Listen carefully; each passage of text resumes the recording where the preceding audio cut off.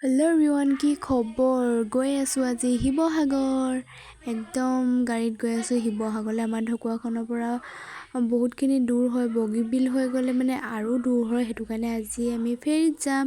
আজি ফাৰ্ষ্ট জন্ম হোৱাৰ পৰা এইবাৰ প্ৰথম ফেৰীত উঠিম আৰু ব্ৰহ্মপুত্ৰখনত পাৰ হৈ যাম আৰু ভিডিঅ'টো একদম লাষ্টলৈকে চাই যাব। আৰু এয়া বহুতখিনি ৰাস্তা আহি পিনে মঠাইত উঠিব লগা হ'ল আৰু মঠাইটো অলপ দূৰৰ পৰা মানে ব্ৰহ্মপুত্ৰখন দেখি থাকি সেইটো কাৰণে আৰু চিমকৈ বৰষুণ দি আছে। বৰষুণ মানে একেবাৰে নেৰা হ'ল আৰু নেৰা নেপেৰাকৈ দিব ধৰিলে আৰু পূৰা গৈ আছোঁ। চাওক কি বঢ়িয়া লাগিছে, একদম চিমকৈ বৰষুণ দি আছে আৰু আমি যাম আজি ফেৰীত। আজি যে মনটো বহুত ভাল লাগি আছে, কাৰণ ফেৰীত উঠি পোৱা নাই ন, সেইটো কাৰণে মানে উঠিবলৈ বহুত মন আছিলে।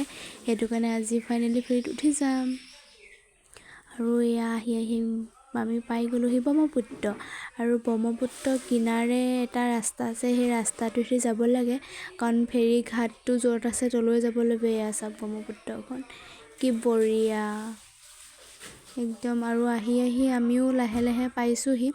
ফেৰীখন আহিলে নাহে তাকহে দেখা নাই, কিন্তু চাবলৈ বহুত উত্তেজিত হৈ আছোঁ। আৰু এয়া চাওক পূৰা নদীখনে খান্দি আধা ৰাস্তা শেষ কৰি দিলে আৰু এয়া আহি পাই গ'লোহি আৰু ফেৰীও আহি পাই গ'লহি। পূৰা ৰাস্তা আৰু মানুহ একদম ফেৰীত উঠিবলৈ ৰখি আছে। এয়া চাওক ফেৰীখন চাওক এবাৰ। আপোনালোকে আগে পিছে ফেৰীত উঠিছে নাই ক'বচোন দেই। মোৰ এবাৰ ফাৰ্ষ্ট কিন্তু।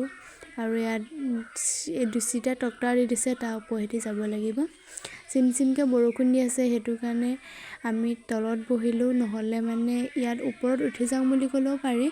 আৰু নদীখন ইপাৰৰ পৰা সিপাৰ পাৰ হ'বলৈ মানে 100 টকা টিকেট ল'ব লাগে।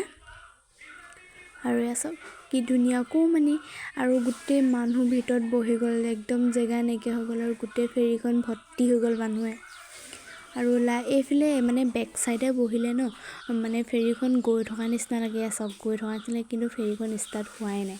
আৰু মানে মেইন মেচিনটোৱে তলত আছে, দেখিছেনে?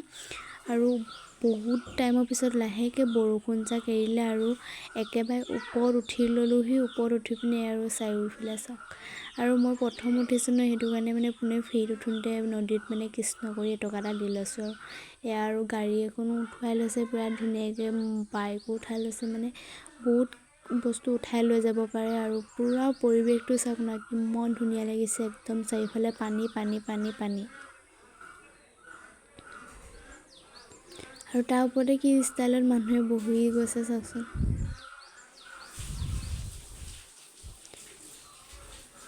ইমান যে ভাল লাগিছিল নহয় গৈ।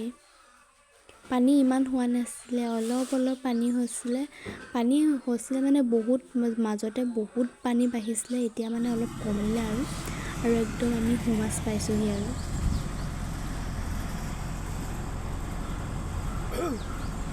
একদম চবেই ভিডিঅ' বনোৱাতে বিজি হৈ আছে। যোনে প্ৰথম উঠিছে মানে চব ভিডিঅ' বনোৱাতে বিজি হৈ আছে, মোৰ নিচিনা আৰু দেখি নোপোৱাৰ নিচিনা একদম পূৰা ভিডিঅ' বনাই আছোঁ।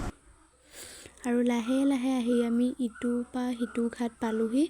কমেও 2 ঘণ্টা বেছি হ'লেও কম নহয়, মানে ইমান দূৰ। আৰু ফেৰীৰ পৰা নামি লগে আমি গাড়ীত উঠি ল'লোঁ, কাৰণ গাড়ীৰ পৰা বহুতখিনি যাব লাগে। আৰু আহি আমি পেহীহঁতৰ পাই গ'লোহি। আৰু টিকলাটো ইমান ধুনীয়াকৈ একদম চাই আছে, খেলি আছে। দুখ পাইছোঁ বুলি কোৱা দেখি মৰ্টনটো খুলি দিব দিছে, মৰ্টনটো খুলিছোঁ। আৰু এইটো ডগীটো চাওক কি ধুনীয়া। আমি এজন বিশেষ মানুহৰ ওচৰলৈ আহিছিলোঁ, মানে পেৰেলাইছ হোৱা মানুহ ইয়াত চাবলৈ, আমি তালৈকে বুলি আহিছিলোঁ। সদৌ ঢকুৱাখানাৰ পৰা আমি একদম শিৱসাগৰ পাইছোঁ সেই মানুহজন ওচৰলৈ। যদি এই মানুহজন কাৰোবাক দৰকাৰ হয় মানে জনাব। আপোনাৰ যি বেমাৰ আছে চব বেমাৰে চাব, মানে বহুত ভালকৈ চিকিৎসা কৰে। প্ৰায়ভাগ মঙলবাৰে পেৰেলাইছ হোৱা মানুহবোৰ চাই, বাকী মানুহবোৰ বেলেগ কিডনাখনি চায় আৰু বহুত ধুনীয়াকৈ চায়, আৰু বেমাৰটো একদম ভাল হৈ যায়।